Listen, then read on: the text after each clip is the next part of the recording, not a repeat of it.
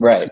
So tell us about what was your initial reaction? Were you afraid? Were you and they So talk about the stages of grief. Did you go through those? I've thought about that. That's a tough question. I don't know that I went through all the stages of grief. I think, like I said, we found out that something was wrong, and it on the scans, on the imaging, it looked very wrong. We knew something was bad, and there was a period there where we didn't know what it was because we were waiting for test results to come back, and that was a hard week. It was I think it was about a week and a half, and that was when you don't know what you're facing. Certainly there was sadness, fear, but I also think that was a real time of sort of having my eyes opened to my own faith in a way. I realized, I was sad about the possibility of having something terminal. Right. Oh, but it's not, you don't want that, obviously. No, And yeah. I certainly didn't want that for my friends and my family and my wife of 2 years.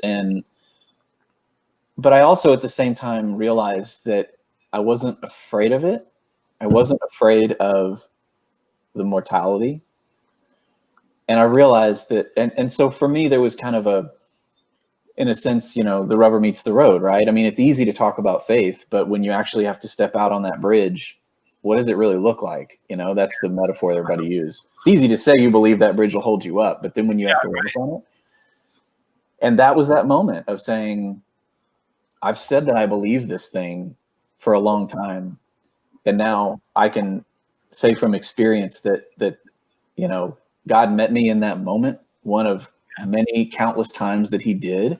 And I realized that, yeah, I have a hope. I have a hope in a resurrected life, and I'm not afraid of mortality because of that. And so there was this just peace in that I was surprised by. And so, stages of grief, I don't really know that I went through all of that in the kind of traditional sense. At least not at the front. Maybe later. I don't know. Yeah, it's not like you have a checklist. Okay, denial, anger. Yeah, it's okay. I'll check. Right, but I mean, in hindsight, accept it. Yeah. I don't know. There wasn't denial. Anger was probably not real high on the list. Yeah, you don't strike me as an angry kind of person. I know we all have our moments, but you strike me as more logical and more chill. With chill. I take that. That'll work. We'll ask Rebecca later on. So yeah, ask her, see what she thinks.